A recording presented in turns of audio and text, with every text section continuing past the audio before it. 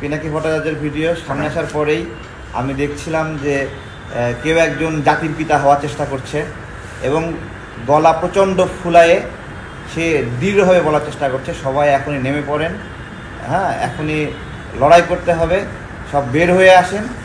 তো আমি দেখলাম আর কি বিষয়টা, যে সে নিজেকে ইতিহাসের একটা অংশ বানাতে যাচ্ছে, সে একটা ইতিহাস ঘটাতে চায়।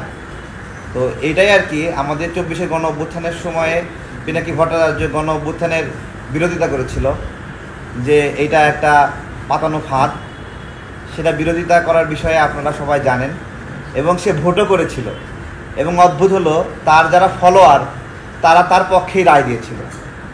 অর্থাৎ পিনাকি ভট্টাচার্য যেরকম অনুমান করতে পারে না এটা একটা গণ অভ্যুত্থান হবে, তার অনুসারী যারা মাথায় গোবর ভর্তি তারাও এটাই অনুমান করেছিল এই গণ অভ্যুত্থান হবে না। কিন্তু তাদের সাথে আমাদের পার্থক্য হলো, আমরা আত্মবিশ্বাসী ছিলাম যে গণ অভ্যুত্থান হবে এবং আমরা লড়াই করব ও বিজয়ী হব। তো ঠিক একইভাবে গতকাল রাতেও পিনাকি ভট্টাচার্য ডাক দিয়েছে, এই দেশের কোনো মানুষ প্রয়োজন মনে করেনি তার কথায় সাড়া দেওয়া, এবং তারা কেউ নেমে আসেনি। তবে আরেকটা ভিডিওতে দেখলাম একজন দেখিয়েছেন কিছু কুকুর ঘেউ ঘেউ করছে, কুকুররা নেমে পড়েছে।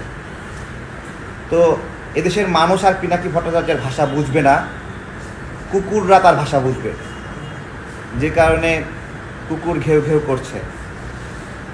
তো স্যার বলছিলেন যে এই দেশ যদি এই মুহূর্তে অস্থিতিশীল হয় তাহলে কার লাভ হয়, তাই না? কার লাভ, কে লাভবান হয়, এখান থেকে কিন্তু বিবেচনা করতে হবে যে অস্থিতিশীল হলে কার লাভ। ধরুন আগামীকালকে এদেশের নাগরিকদের 10,000 মানুষ পিনাকি ভট্টাচার্যের ডাকে নেমে আসলো, ঠিক একইভাবে আরও 10,000 মানুষ তার ডাকের বিরুদ্ধে নামলো। তারা মনে করলো তার ডাকের বিরুদ্ধে, তার ডাকে প্রোগ্রাম হওয়া উচিত না। আলটিমেটলি কী হবে, কি হতো, তাই না? পিনাকি হলো সেই শকুন ছানা যে অদ্ভুতভাবে আমাদের আলেমদের মাথা কিনে নিয়েছে, এবং যে নিজে হিন্দু হয়ে হিন্দুদের বিরুদ্ধে বিদ্বেষ ছড়াচ্ছে।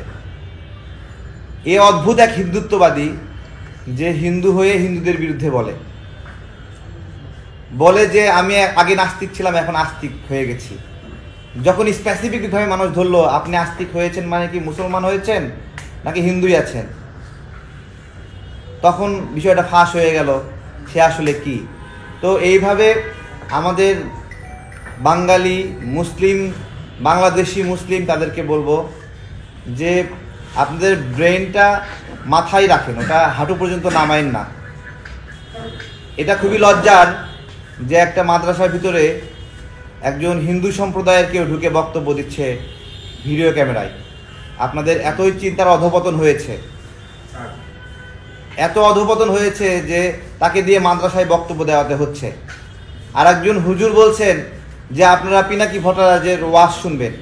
হুজুর, আপনার জন্য আমরাও মুক্তি চাইছি, লড়াই করছি, আমরাও লড়াই করছি, এবং আপনার জন্য আমরা লড়াই করে নিপীড়িত হয়েছি, এখানে অত্যাচার সহ্য করে আপনার পক্ষে বসছি, আপনি একজন হিন্দু ব্যক্তির ওয়াজ শুনতে বলছেন। তো এই বিষয়গুলো সমসাময়িক সময়ের একটা সংকট।